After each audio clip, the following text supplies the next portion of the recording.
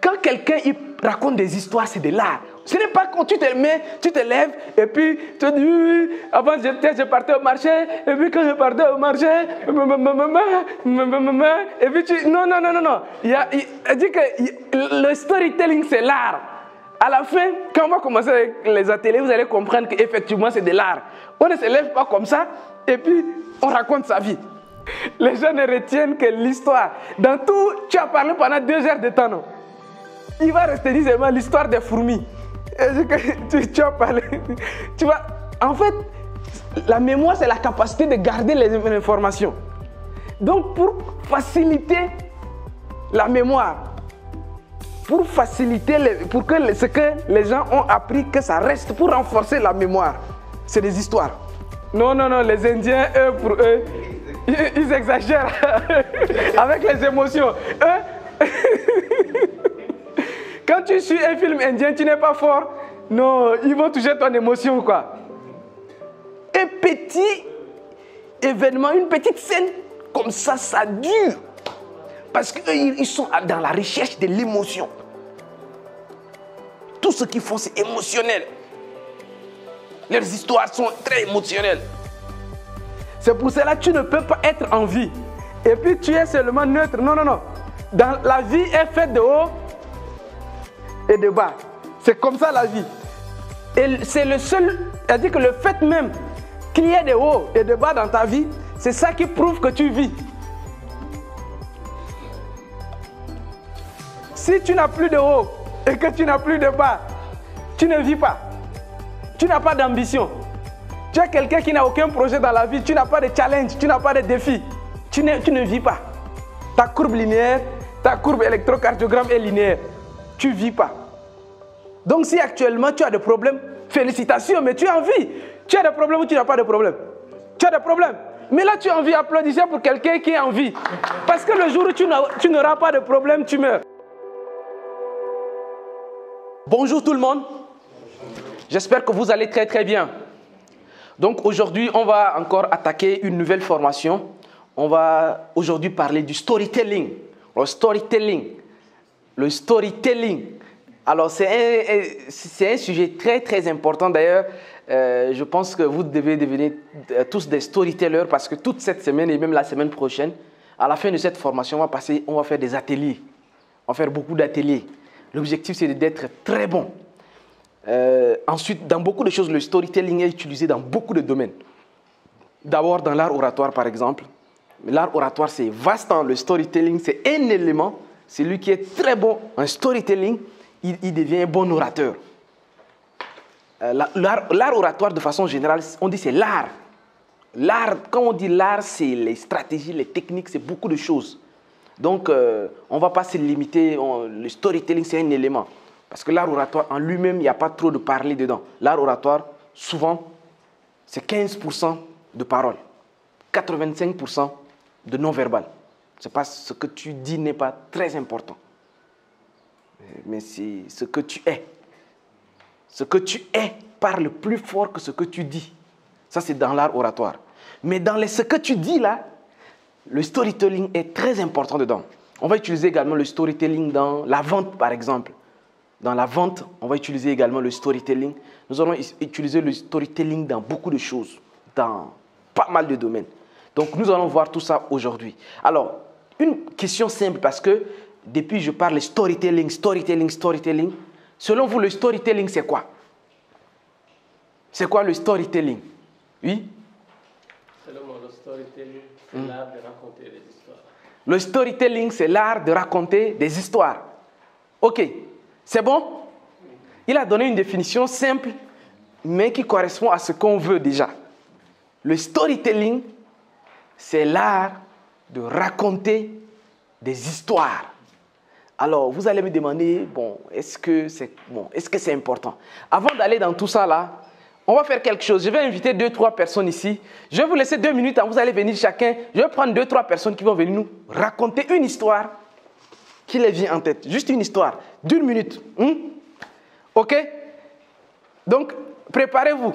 Pendant que je parle comme ça, je vous laisse le temps. Réfléchissez à une histoire de 30 secondes. En tout cas, une petite histoire que votre grand-maman ou bien, je ne sais pas, votre grand-papa, ou bien votre papa, une tante, ou bien un oncle, ou bien quelqu'un, ou bien un ami, peu importe, ou bien un enseignant.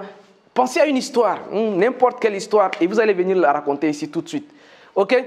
Donc, je vous laisse le temps de réfléchir. Qui a une histoire en tête? Juste une histoire qui va venir raconter. Abou, tu as une histoire qui te vient en tête, n'importe quelle histoire.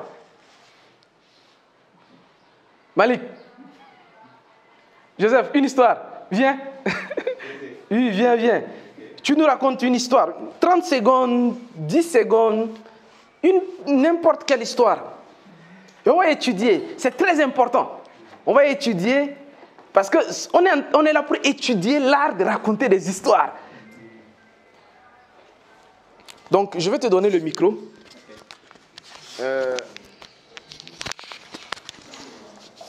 Voilà, vas-y, raconte une histoire qui te vient en tête comme ça. Voilà, donc bonjour à tous.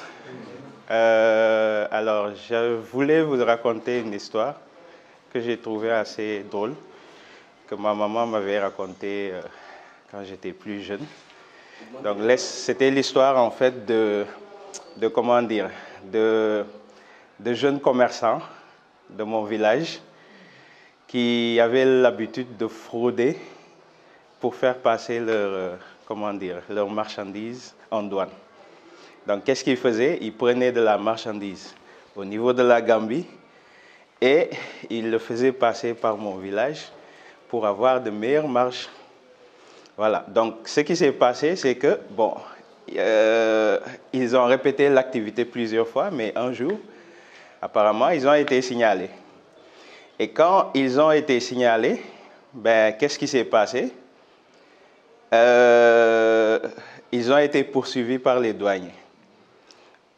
Lors de la poursuite, bon, ils ont réussi chacun à se planquer quelque part. Donc, ils étaient trois commerçants.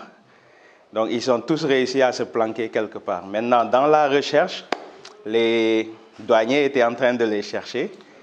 Et à un moment donné, l'un a été capté, surpris. Donc, quand ils les ont pris, il a crié « Oh les gars, on m'a attrapé !» Il a encore crié « Oh les gars, on m'a attrapé !» Ben, l'autre a dit « Ben, c'est ton problème, hein? Moi, on ne m'a pas attrapé. » Donc, on a su qu'il était là-bas, on est venu le capter. Et il a dit « Mais où est le troisième ?» Il a dit « Toi, tu es assez fou pour le répondre. » On est allé l'attraper. Et comme ça, ils se sont tous fait pincer. Donc, la morale de l'histoire, c'est que il faut être solidaire. Il faut être solidaire. Voilà. Quand on attrape un de vos parents, essayez de ne pas vous faire remarquer. Et peut-être c'est les parents qui vont vous aider après. Voilà. Donc, c'était l'histoire brève que j'avais à vous raconter. Ok, merci. Attends, je reprends le micro. Voilà. Ok. Ah. Très bien. Donc, une autre personne pour une autre histoire. S'il y en a qui a pensé à une histoire, une deuxième personne. Ok, Malik Fall. Une histoire encore. On va revenir dessus. Hein. On va analyser la structure de cette histoire. C'est ça l'objectif même. Nous allons analyser la structure parce qu'il y a des étapes. N'importe quelle histoire a des étapes. N'importe quelle histoire qu'on raconte, là, il y a une structure, quoi. Et c'est ça. Quand tu comprends, tu peux même inventer des histoires. On va voir ça tout à l'heure. Bon, l'histoire que je vais raconter va vous surprendre. Je pense qu'il y en a certains même qui en connaissent un peu déjà. Bon, c'était en 2019, c'était le 1er mai 2019. Moi-même qui vous parle, j'avais organisé un événement à Gorée, à l'île de Gorée. Donc c'était un séminaire, c'était la 3e édition de la fête du travail des entrepreneurs et professionnels. Et comme on est en train de faire actuellement, il y avait un enregistrement. Moi, j'étais là-bas, j'étais l'organisateur, donc j'étais avec les panélistes, donc, et le caméraman, donc bizarrement, il a vu des images comme ça, une vidéo que j'ai regardée récemment en fait. Mais il y a un jeune qui est là-bas, qu'il n'a même pas pris le temps de... En tout cas, je n'ai pas vu même sa présentation lors de cet événement-là, quoi. Donc il a pris les présentations de tout le monde. Mais il a laissé le jeune là. Mais on peut le voir même sur la vidéo. Donc, comme pour dire que pratiquement, donc il l'a sous-estimé, quoi, en quelque sorte. Le caméraman, c'était pas moi, j'étais là-bas, moi. Et ces mêmes jeunes-là, en fait, pratiquement tout ce que j'organisais, bon, en tout cas, au minimum 3 de mes événements, ils venaient. Lorsque j'ai sorti mon livre, il était parmi les premiers à accepter. Dans tous les événements de séminaire, moi-même, j'y partais, je le voyais là-bas. Il est tout le temps là-bas. Parfois, on ne se parle même pas, par exemple, mais dès qu'il a l'information, il est là-bas. Et ce jeune-là, quelques années plus tard, je suis pratiquement devenu même son élève, peut-être. Je peux dire ça, parce que c'est Justin Mortadé même. Ce jeune-là, c'est Justin Mortadé, en fait. La morale de l'histoire, c'est quoi? C'est vous dire que tout est possible, en fait, pour celui qui a la volonté d'apprendre, par exemple. Et lui, il est humble, c'est ça que j'aime par rapport à Justin.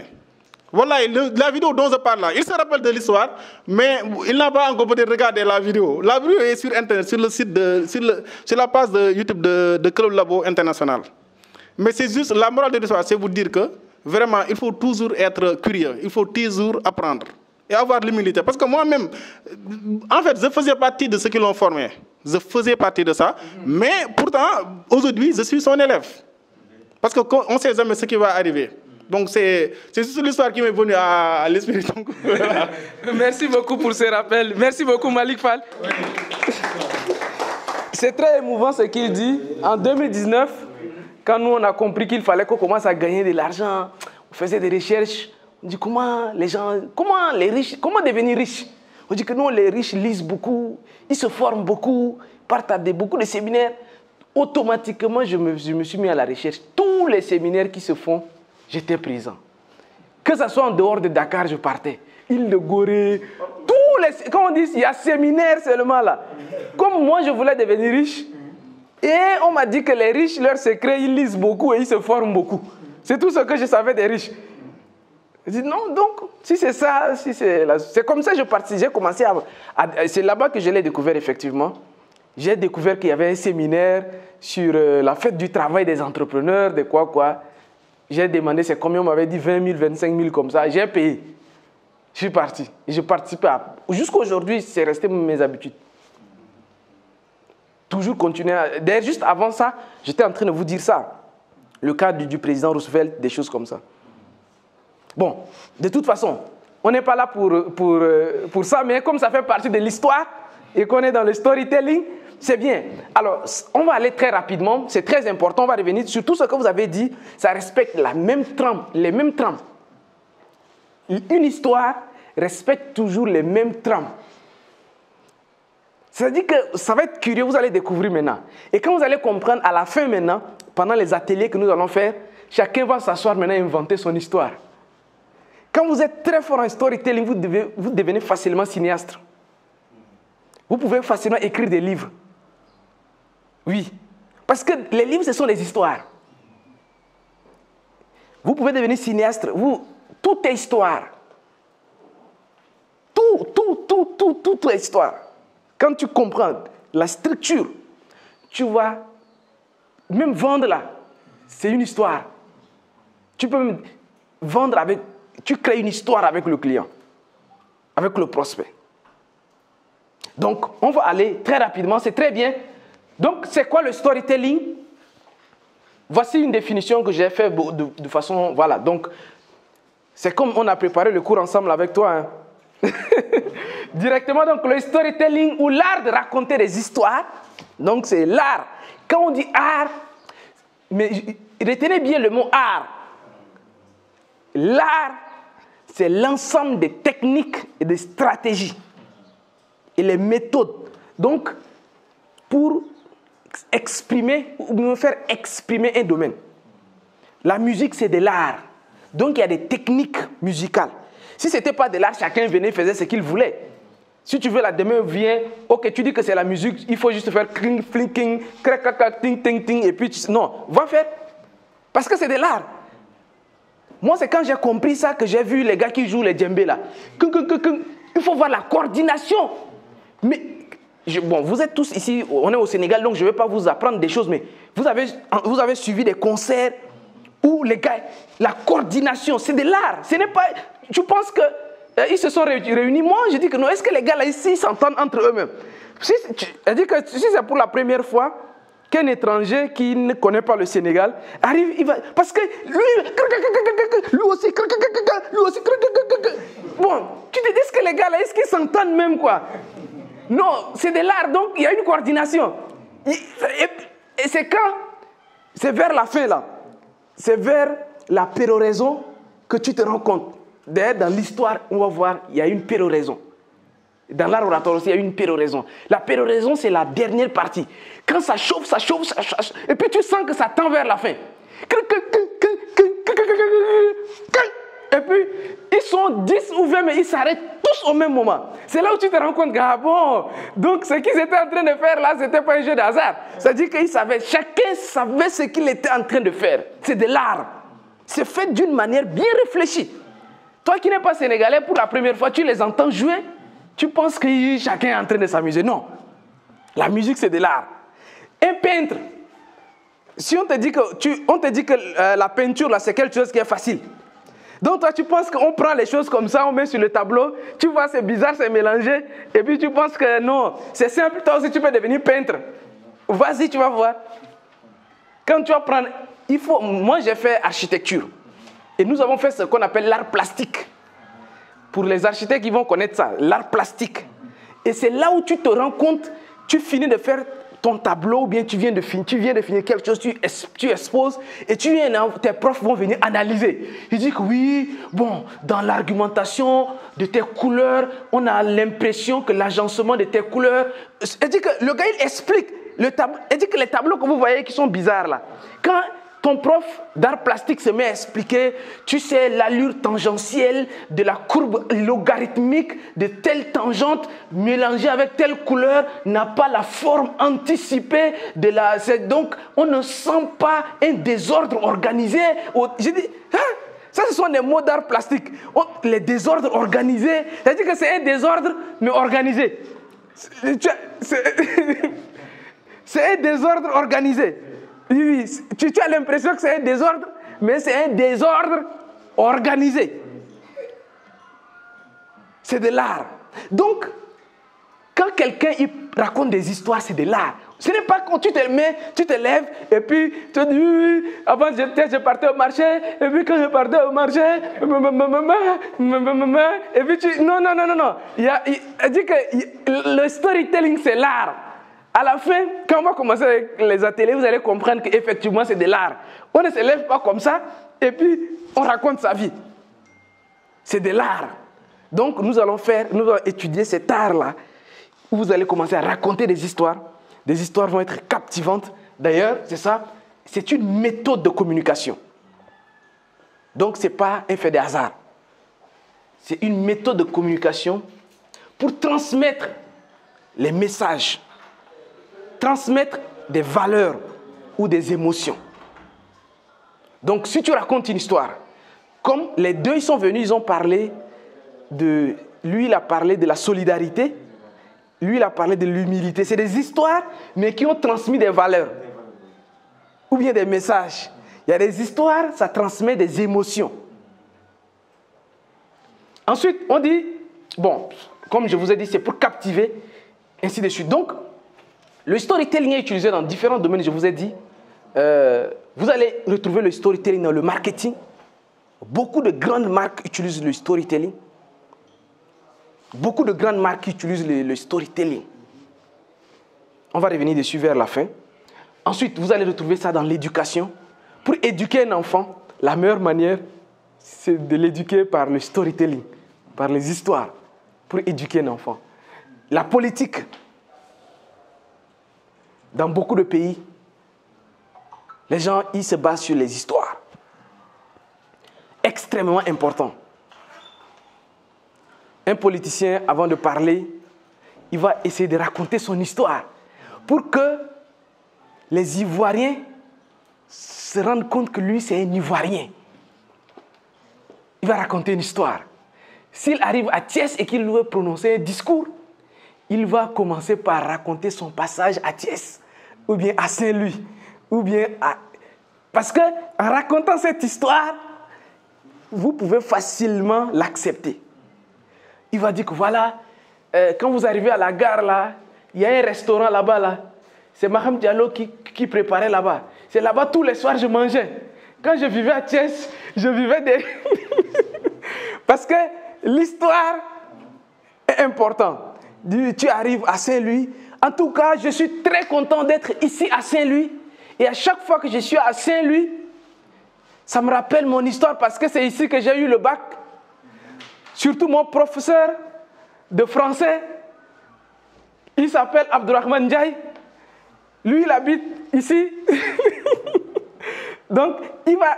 En fait, on va voir des techniques. En fait, là, je suis en train juste de vous expliquer dans les domaines où le storytelling est très présent. Et vous allez vous rendre compte que tout ce que les hommes politiques font, tout ce que les religieux font, les entrepreneurs font, s'il y a des histoires dedans, ce n'est pas vain. C'est étudié.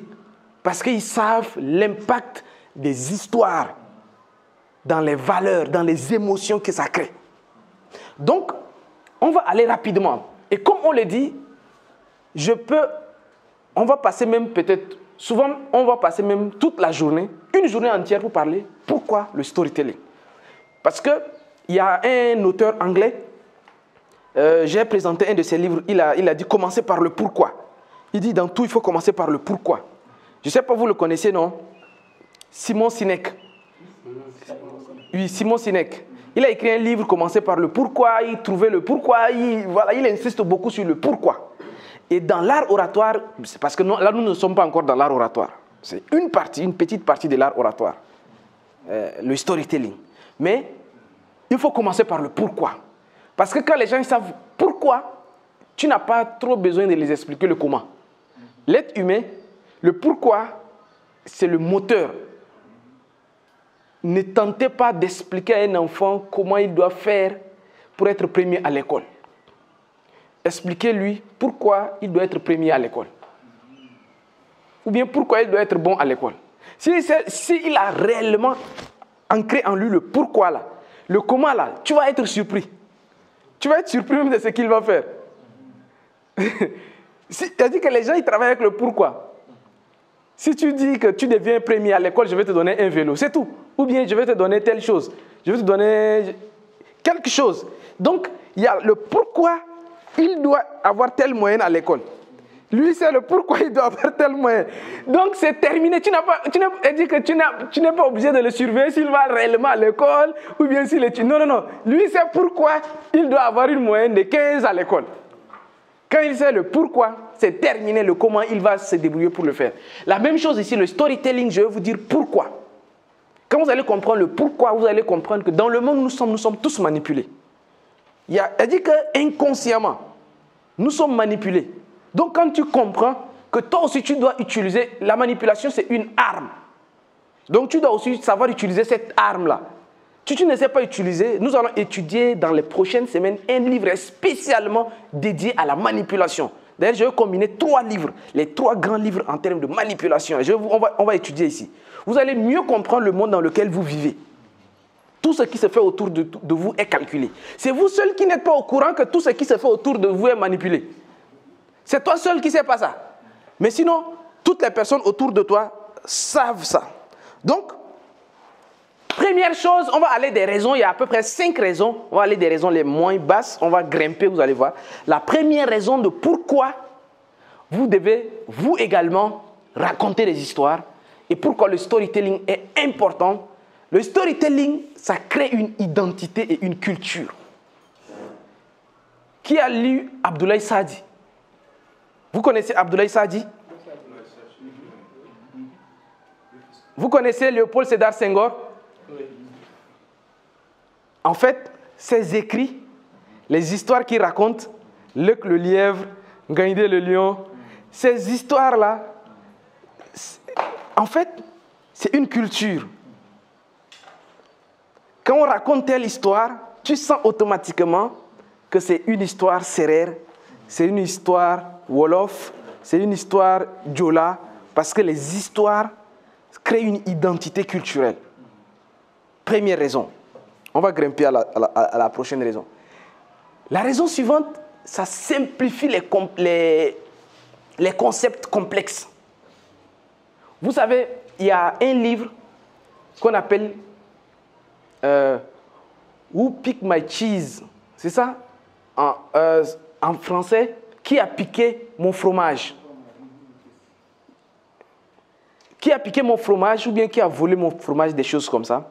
C'est un concept qui est à première vue très compliqué. Mais les auteurs Johnson, ils ont simplifié par une histoire. Si vous avez lu le livre, là, je vais vous envoyer le livre là après. C'est un très bon livre que nous allons d'ailleurs étudier, ça fait partie des livres. En fait, c'est un livre qui explique c'est quoi le changement. C'est-à-dire que ce sont, on va dire, c'est des rats, des souris qui vont chaque jour manger quelque part. Et dit que chaque jour, ils viennent manger quelque part. Et c'est depuis longtemps qu'ils font ça. Ils ne se soucient de rien parce qu'ils ont trouvé un fromage quelque part. Donc, chaque jour, ils vont, ils mangent, ils sont rassasiés, ils rentrent chez eux, ils vont, ils mangent, ils sont rassasiés, ils mangent chez eux. Et un jour, en partant, ils n'ont pas trouvé de fromage. Ah bon? Le livre, là, a simplifié le concept du changement. C'est-à-dire que le monde du salariat, tu sors le matin, tu ne réfléchis pas trop, tu vas au boulot, tu as ton salaire à la fin, donc tu ne réfléchis pas trop. Un jour, Covid. On dit restez chez vous maintenant. C'est-à-dire que comme tu vas trouver à manger chaque jour, c'est-à-dire que c'est des fourmis, tu as les animaux qui sortent, il y a quelque part, ils ont un fromage quelque part, donc ils sortent le matin, ils font la queue, ils vont manger, et ils rentrent, ils vont manger, et ils rentrent sans problème. Mais un jour, le fromage n'existe pas. En fait, c'est très difficile d'expliquer le salariat à quelqu'un. Tu vas l'expliquer. Ok, d'accord, on va t'expliquer l'histoire là par les animaux. On va prendre des animaux. C'est pour ça que le Sénégal est très fort, dans l'Afrique de façon générale, est fort dans ça. On va prendre les animaux pour expliquer que le lièvre a fait ça, il est parti pour voler la carotte. On va t'expliquer par des histoires. En fait, ça simplifie la compréhension.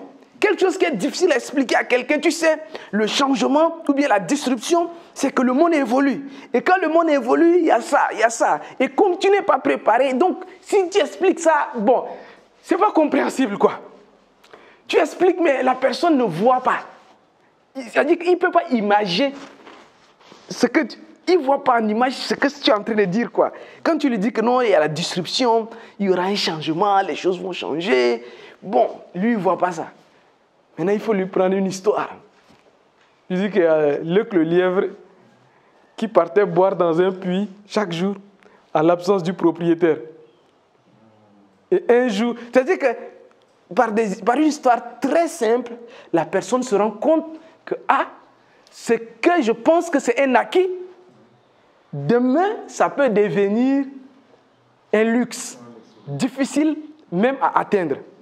Donc, pendant que c'est encore un acquis, il faut que je cherche une deuxième source pour ne pas que le jour où le seul acquis la disparaisse, ça devient compliqué. Ce sont des concepts, ça explique. Ou bien, je peux même prendre un cas personnel. Je connais un oncle, je connais un tonton, je connais une tante. En 2002, elle gagnait déjà un salaire de 2 millions par mois. Elle est devenue orgueilleuse au quartier. Ainsi de suite. Elle dit que tu peux aller d'une histoire. Je ne vais pas anticiper les choses. Voilà pourquoi je ne termine pas complètement les histoires que je vais raconter. Parce qu'on va voir la structure et on va les placer dans les structures, quoi. Mais ici, c'est pour vous expliquer pourquoi. On va voir la structure. Comment, quand on prend une histoire, on la raconte. Donc, les concepts tellement compliqué, si tu ramènes ça à une histoire, même un enfant comprend. C'est pour cela qu'on dit que si tu comprends tellement bien ce que tu fais, tu peux l'expliquer pour que même un enfant comprenne. Si tu dis que tu comprends tout, tu maîtrises ce que tu fais, mais même si un enfant ne peut pas comprendre ce que tu expliques, c'est pour cela, moi, même la crypto-monnaie, là, j'explique aux gens, on va faire des formations ici, vous allez voir. Des choses tellement complexes, les gens complexifient les choses, mais quand tu vas par des histoires, même la crypto-monnaie, j'ai raconté ça sous forme d'histoire. Les choses compliquées, les AutoCAD, les Archicad, les trucs du bâtiment. Elle dit que tout ce qui est compliqué là, si tu sais convertir ça en histoire, les gens comprennent. souvent, les choses, il y a d'autres concepts qui sont compliqués, les gens vont ramener dans l'histoire du bâtiment. Ils disent que tu vois, quand on veut construire un bâtiment, on met d'abord les fondations. C'est là-bas que ça prend beaucoup de béton. Ça prend beaucoup d'énergie. C'est là-bas, ça prend plus de temps même. Ça prend plus de main-d'œuvre. Parce que c'est la base, c'est la fondation.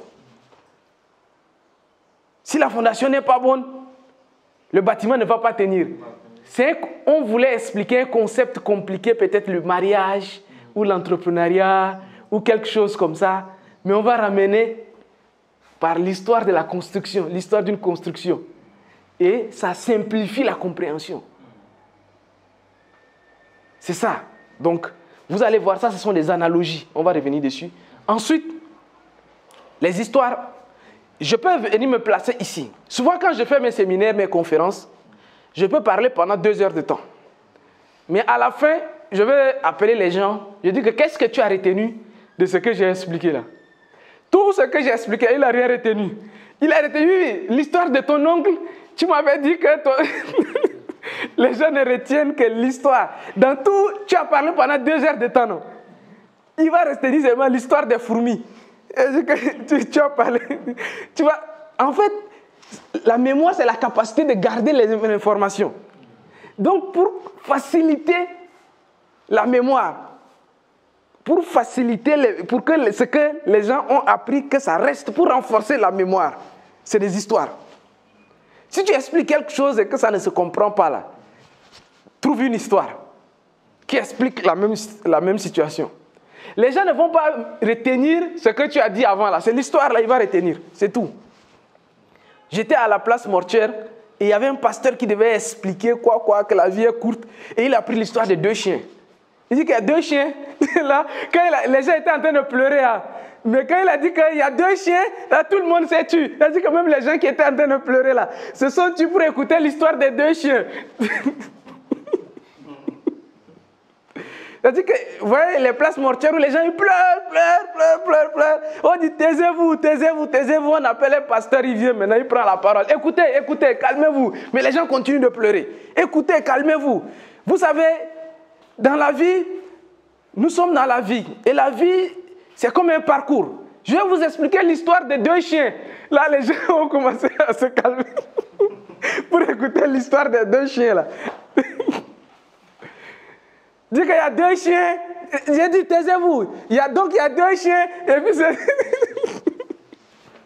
et les gens se sont calmés pour écouter l'histoire des 2 chiens. C'est le storytelling.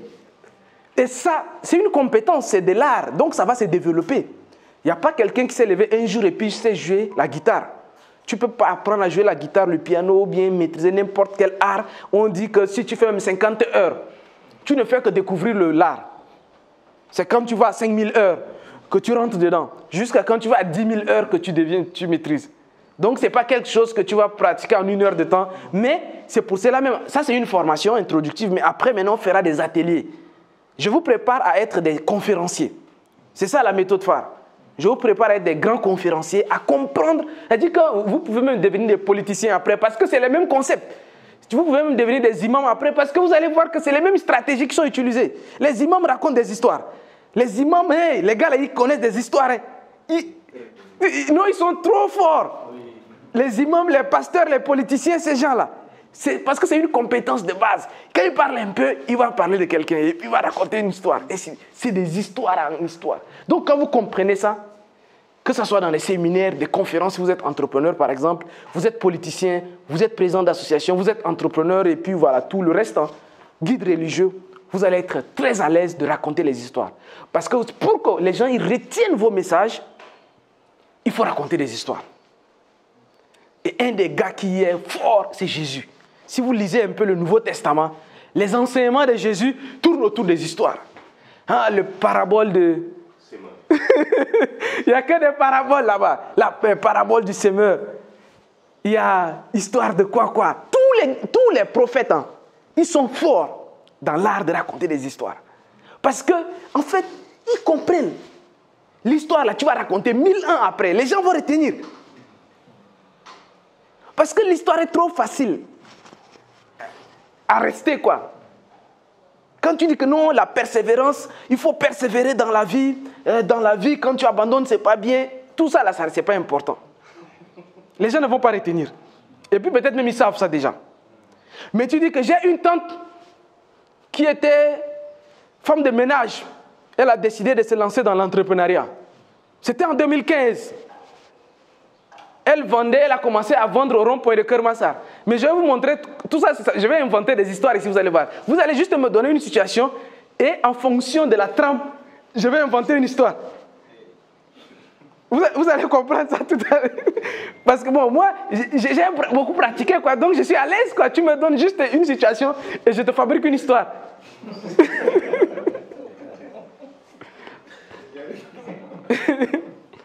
Tu me donnes juste une situation et je te fabrique, parce qu'il y a la trame de l'histoire, quoi. Tu sais déjà une trame.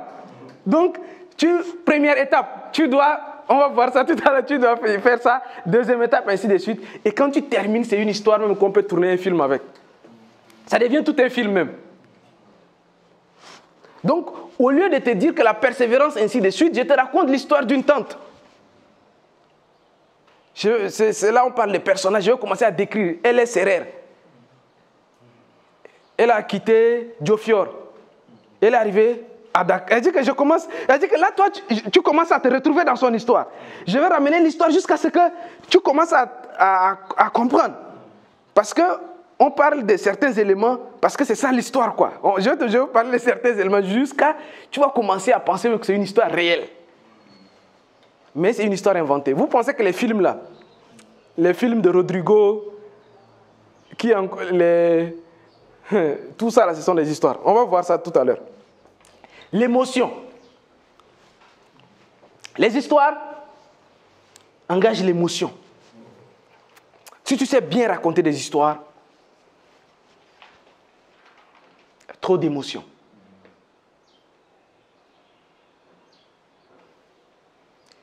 Et il y a combien d'émotions? On dit qu'il y a 6 émotions primaires. Il y a la joie. La joie, c'est une émotion.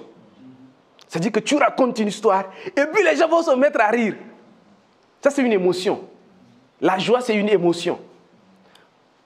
Il y a la tristesse. C'est une émotion. Tu racontes une histoire jusqu'à les gens restent comme ça. Les gens voilà. Pourtant, c'est juste une histoire, hein, c'est pas réel même. C'est même pas réel.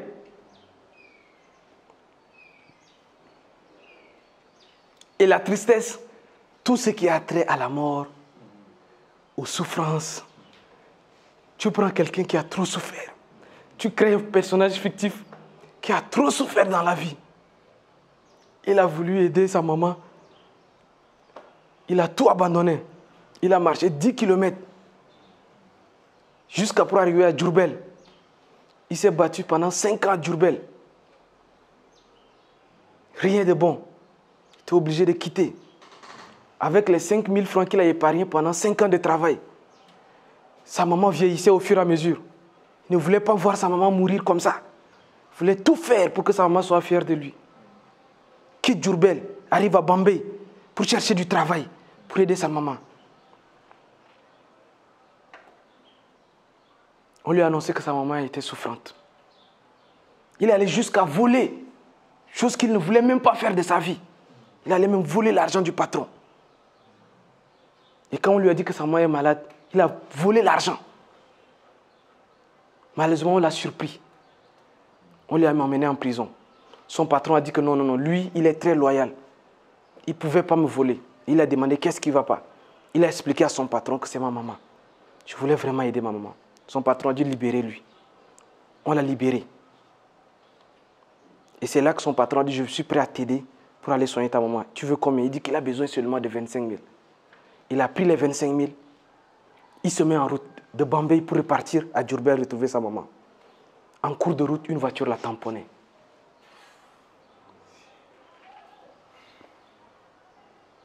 On l'amène à l'hôpital. Avant même d'arriver à l'hôpital, il meurt. On informe sa maman plus tard que ton fils vient de mourir. Quelques heures plus tard, sa maman aussi meurt. Parce qu'il ne pouvait pas supporter. La vie n'a pas de sens.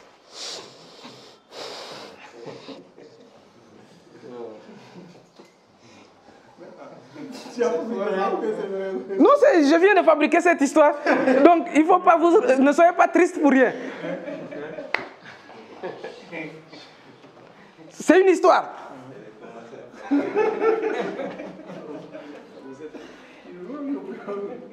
Là, les gens sont... tu crées des... Non, ne soyez pas triste.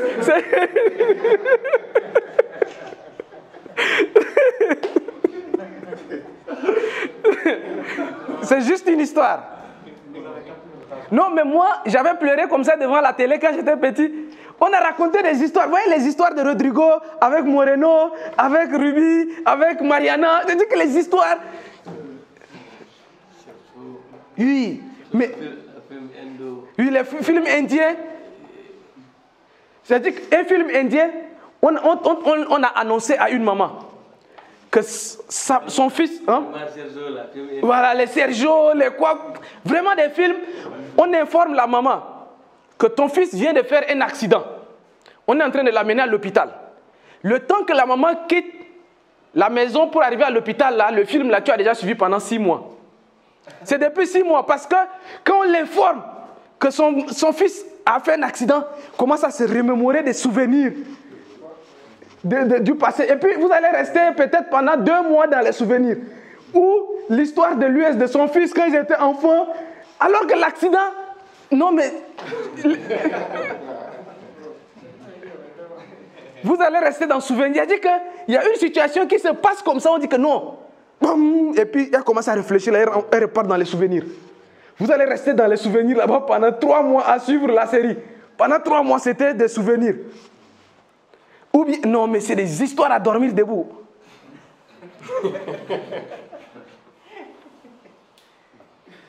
Une fille rencontre un homme dans Auchan ou bien dans un supermarché. Et puis, automatiquement, il y a quelque chose qui est tombé. Et le garçon veut aider la fille à prendre la chose. Quand il prend, au moment de prendre et de remonter, là, il est déjà tombé amoureux. Comment elle dit que les gens ils tombent amoureux, on dirait que c'est par contre pile ou face. C'est-à-dire que... Et puis, quand il tombe amoureux, il le regarde. Dans le regard seulement, là, vous risquez de regarder pendant 20 minutes. On fixe la caméra ici. Et puis voilà, et puis il y a un peu le son en arrière-plan.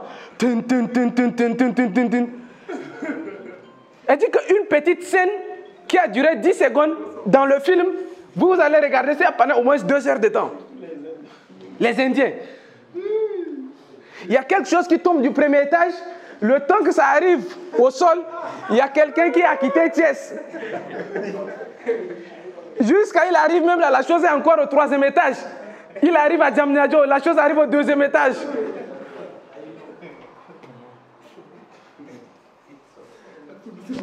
Non, non, non, les Indiens, eux, pour eux, ils exagèrent avec les émotions. Quand tu suis un film indien, tu n'es pas fort. Non, ils vont toucher ton émotion, quoi. Un petit événement, une petite scène, comme ça dure. Parce qu'ils sont dans la recherche de l'émotion. Tout ce qu'ils font, c'est émotionnel. Leurs histoires sont très émotionnelles. Maintenant, on arrive dans des parties qui sont importantes pour nous. Pour les autres aussi, c'est important, mais à partir de là, c'est très important. La persuasion. C'est-à-dire que si tu veux persuader, tu veux convaincre quelqu'un, tu es au téléphone avec un prospect, ou bien tu discutes avec un prospect. S'il veut trop réfléchir, tu dis que non, non, non. Tu sais, cette situation que tu es en train de traverser là, il y a ma tante qui avait vécu la même chose. Pour toi, c'était au pied gauche, pour elle, c'était pied droit. Et quand ça a commencé, tu commences à raconter une histoire, tu commences à raconter l'histoire de ta tante. Quand tu finis de raconter l'histoire de ta tante jusqu'à on lui a coupé le pied. Là, lui, la personne qui est en face de toi, lui, il voit son cas. L'histoire peut persuader quelqu'un. C'est pour ça que c'est extrêmement important quand tu racontes une histoire. Quand tu racontes une histoire, tu es un vendeur, tu dois savoir raconter l'histoire. Oui. On est arrivé hier avec un client. On a discuté, il m'a dit que bon, si c'est cher, mais je vais essayer de voir d'ici la fin du mois. J'ai dit, bon, parce qu'il y a un problème de ulcère. J'ai dit que madame, vous savez, les ulcères, tu peux te lever et ça peut s'aggraver. Et la conséquence, c'est que tu risques d'avoir un cancer. Non, ne me dis pas ça, non, je ne peux pas. Et il m'a donné rendez-vous demain. Et il disait que. la fin du mois. Il m'a dit non, demain, je vais essayer de trouver l'argent. Après, je vais vous contacter. Et là, tu n'as même pas encore très aggravé. Tu vas dire que j'avais un oncle là, paix à son âme.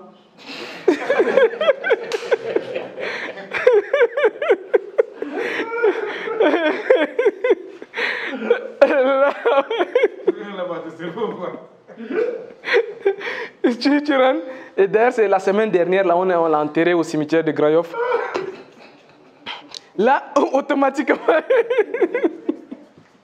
il devient attentif, quoi. C'était un petit problème d'ulcère qu'il avait négligé. Et surtout, vraiment, sa femme, avec ses 3 enfants, les enfants sont encore à bas âge. Souvent, c'est pour cela que quand tu viens me voir, si tu n'achètes pas vraiment, elle dit que toi, tu n'as vraiment pas d'argent, quoi. Mais tu vas raconter d'histoires. Tu trouves une histoire. Non, la personne, quand il écoute même, il ne veut pas que lui vive ça, quoi. Donc, nous allons voir, plus vous maîtrisez ça, ça sera bon, quoi. Maintenant, pour raconter une histoire, voici les fondements du storytelling. Voici des choses que vous devez d'abord maîtriser. Le personnage. Dans l'histoire du jeune de Djurbel, là, vous voyez, il y a un personnage, quoi. L'histoire. Je n'ai pas dit personne, j'ai dit personnage. Personnage, ça peut être un animal, ça peut être une personne, mais il faut que ça soit un personnage. On va présenter Bouki Yen. On a dit que ça commence d'abord par le personnage. Il faut bien identifier le personnage. C'est pour cela, par exemple, dans ton cas de ulcère, tu dis que mon oncle. Tu vois, elle dit qu'il faut toujours un personnage, quoi.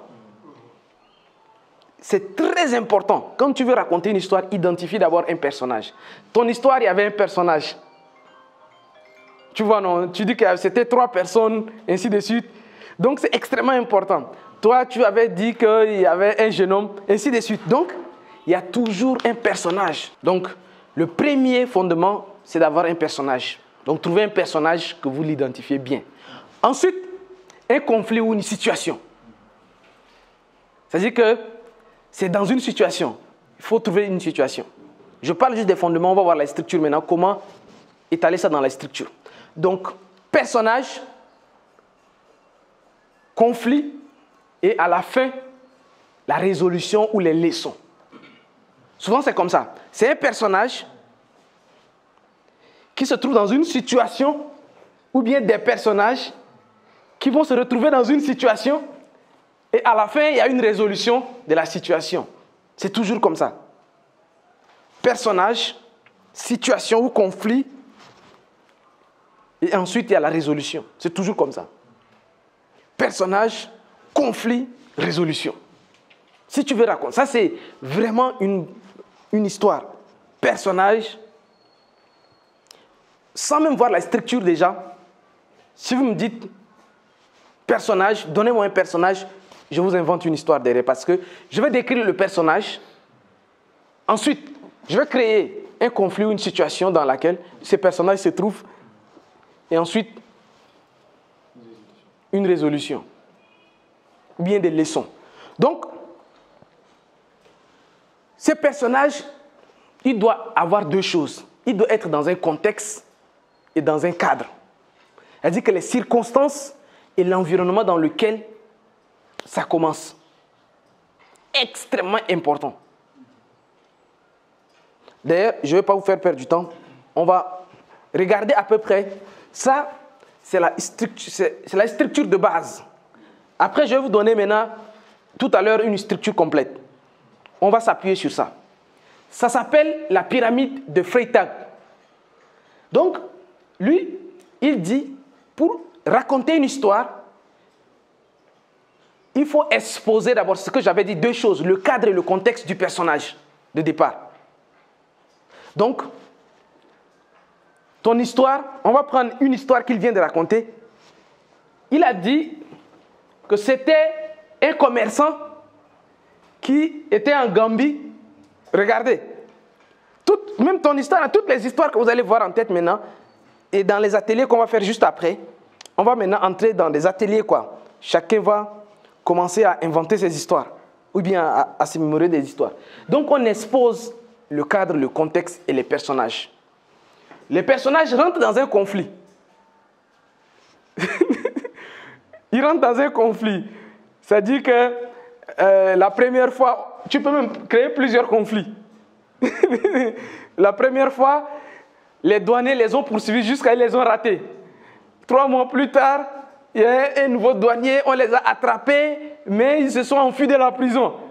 Comme le jeune de Diourbel, là, il a fait ça, il a eu l'argent, mais il a quitté de conflit en conflit.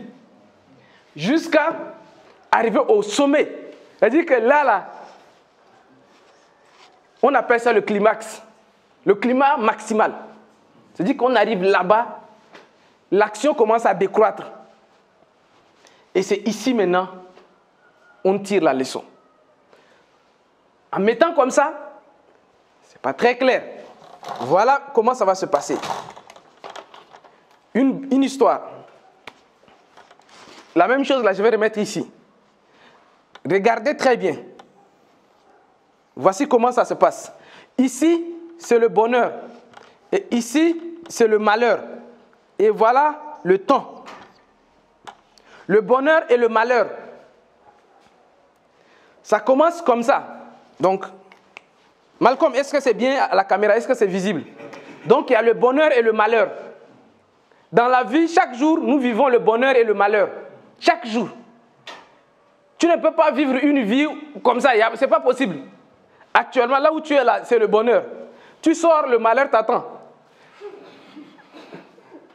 Non, la vie, c'est comme ça. La vie, c'est entre le bonheur, la courbe de la vie.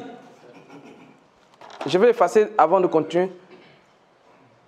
J'ai écouté ça quelque part. Je vais vous raconter ça très rapidement. La courbe de la vie. Je pense qu'ici, les gens peuvent voir. Non, si c'est trop bas, ça ne peut pas sortir là-bas. Mais, ok.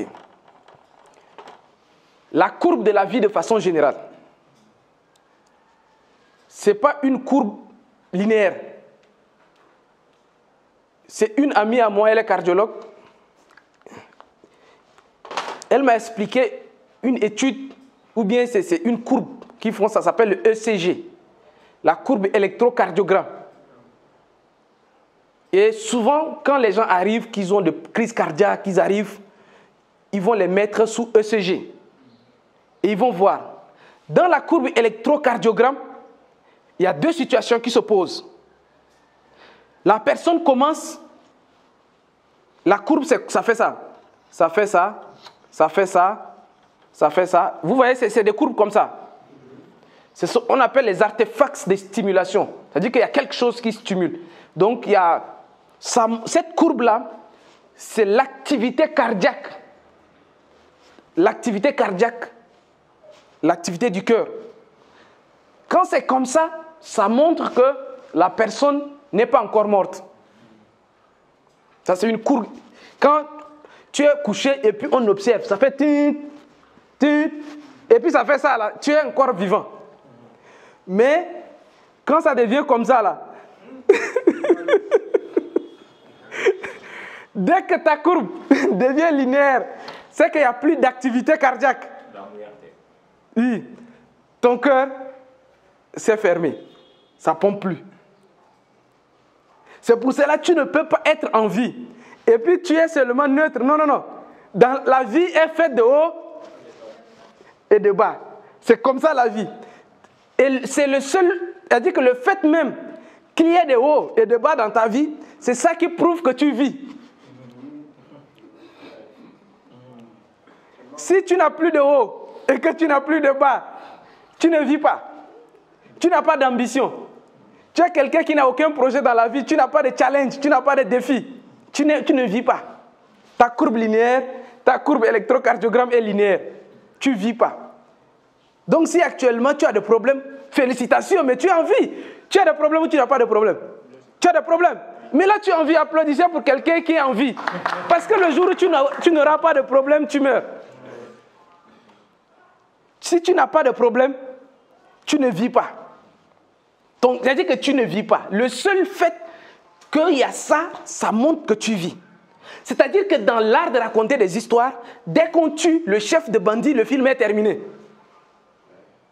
C'est-à-dire que dans une histoire, là, on va chercher l'acteur principal, c'est lui qui va toujours triompher. Là. C'est lui qui va toujours... Je ne sais pas si vous voyez les films de Jet Li, les Jackie Chan. Voilà.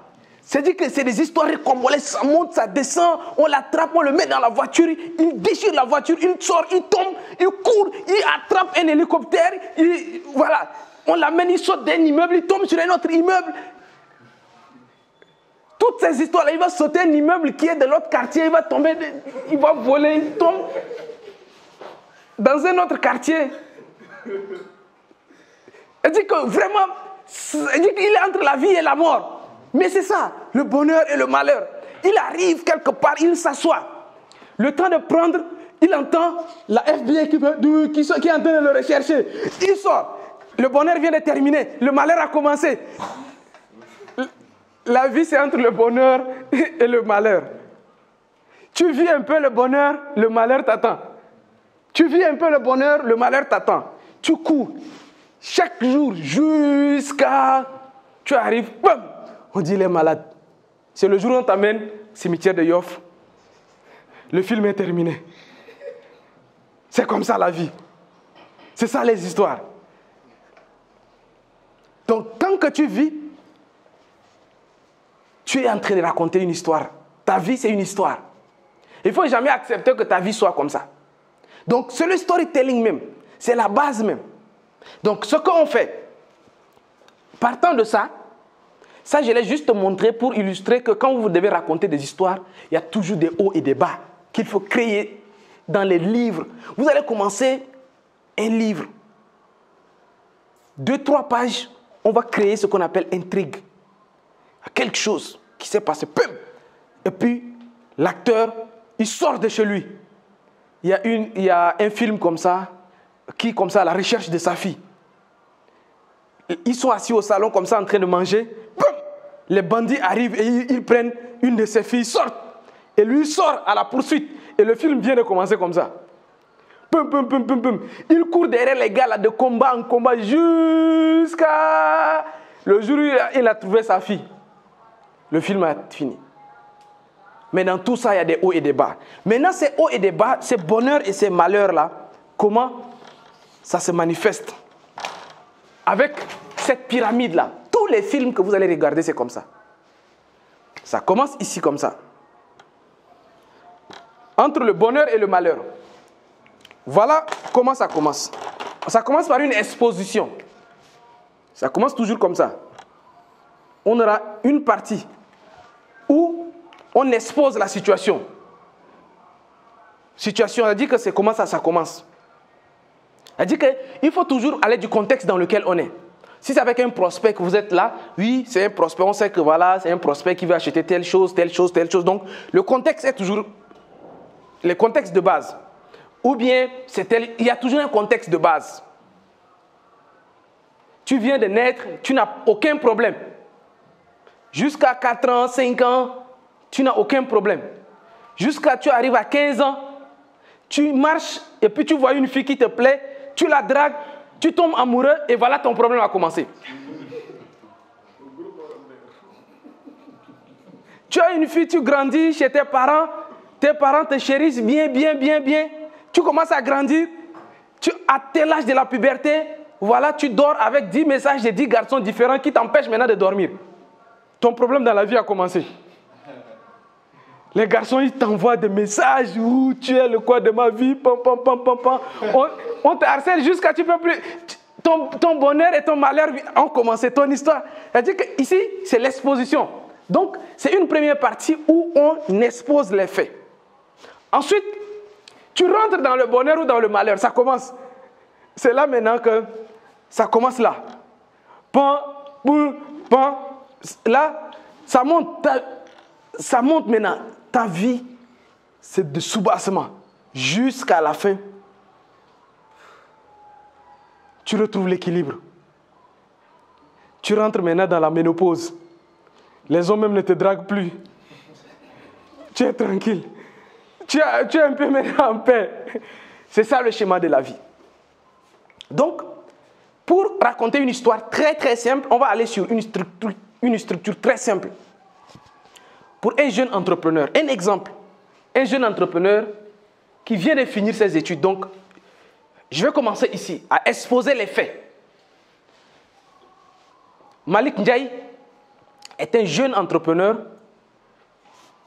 qui a décidé de se lancer dans l'entrepreneuriat après avoir fini ses études en géographie à l'université Cheikh Anta Diop. C'est un jeune très brillant qui voulait coûte que coûte réussir dans la vie. Qu'est-ce que je viens de faire? Exposition des faits. Regardez, on se comprend. Malik Ndiaye est un jeune entrepreneur ou un jeune étudiant qui vient de finir ses études à l'université Cheikh Anta Diop et qui a cherché de boulot, fatigué, qui n'a pas trouvé de boulot et qui décide de se lancer en business. Il a réuni les fonds, ses petites économies avec l'aide de ses parents. Il a réussi à lancer son premier poulailler à Bambilor. Il a commencé avec une bande de 5000. Malheureusement, la première bande, il a perdu déjà la moitié des sujets. Les conflits ont commencé. Regardez maintenant tous les conflits. Je vais créer maintenant tous les conflits. C'est-à-dire que dans l'histoire, c'est pour cela qu'on dit que c'est du storytelling. C'est de l'art oratoire. C'est-à-dire qu'avant de raconter ça, tu t'assois et tu inventes bien. Les conflits, il faut bien succéder les conflits. Quels sont les conflits qu'on rencontre dans le domaine de l'élevage de poulets? Mortalité. Quoi encore? Hausse des prix des aliments. Manque de clients. Tout ça, ce sont des conflits que je vais raconter dedans. Première bande, il a perdu, sur ces 1000 sujets, il perda 300. Mais malgré ça, ça ne l'a pas découragé. Il a repris son courage entre les mains. Il est reparti lancer une deuxième bande. Malheureusement, au moment de lancer la deuxième bande, on lui apprend que le prix du sac de l'aliment est passé de 15 000 à 22 000. Ce qui réduisa considérablement ses marges. Mais comme Malik Ndiaye est très déterminé à réussir dans l'élevage de poulets, il a quand même accepté de continuer. Il lança une troisième bande. Cette fois-ci, il se confronta, ou bien il se confronte à une dure réalité. Parce que sa bande coïncide avec le Tamharit, ou bien avec la Tabaski. Il a du mal même à trouver des preneurs. Malgré ça, Malik Ndiaye, c'est un monsieur très déterminé. Il n'a rien abandonné. Et c'est en ce moment qu'il trouve un autre associé.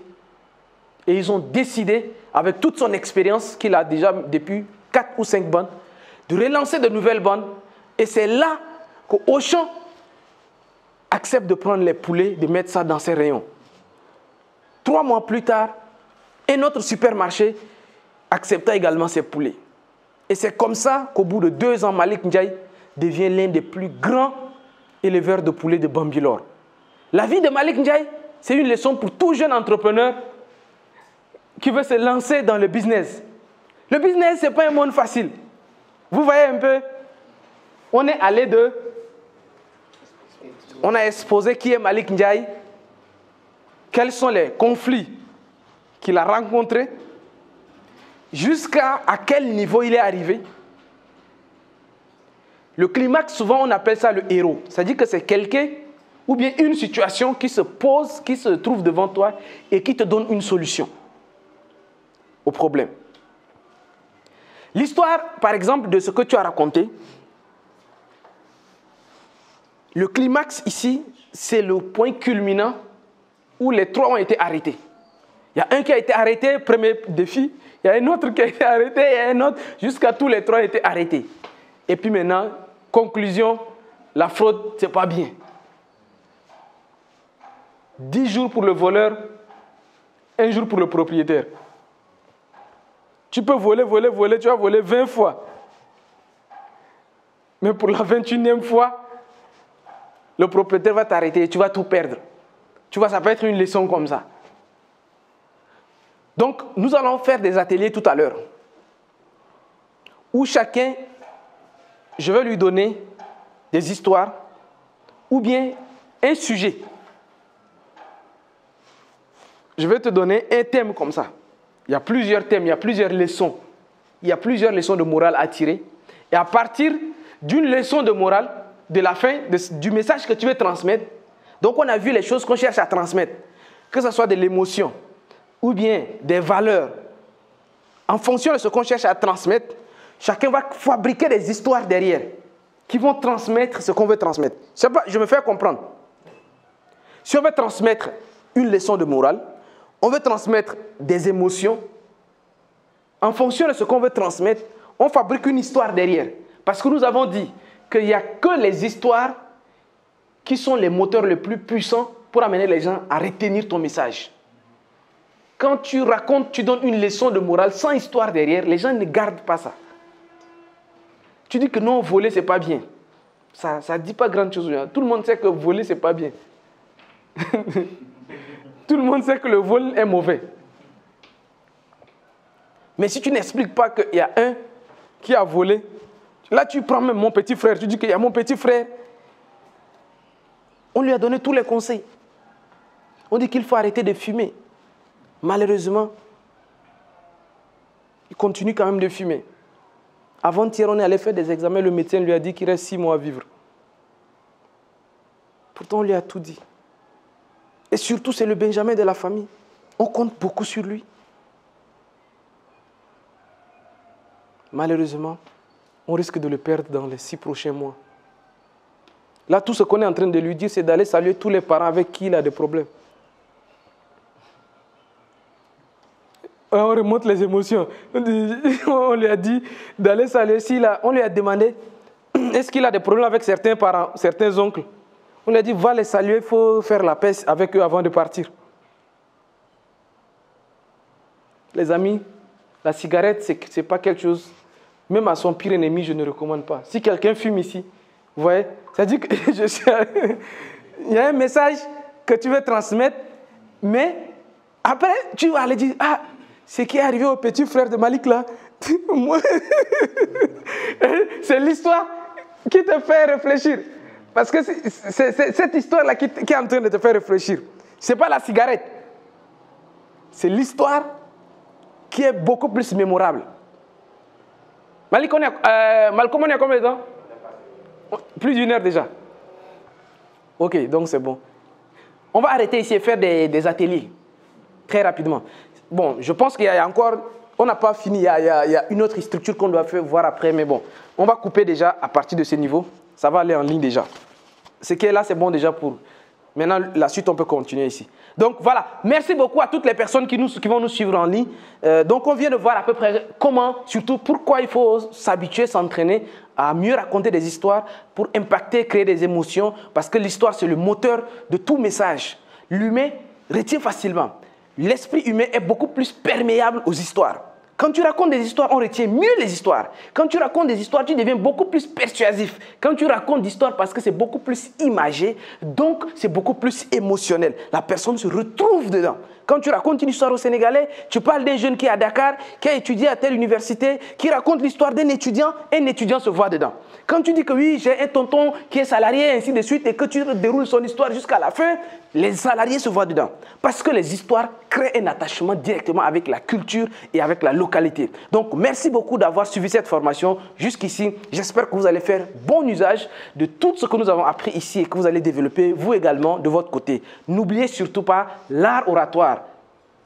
Le storytelling, c'est de l'art. Et tout ce qui est art, ça se développe. Merci beaucoup.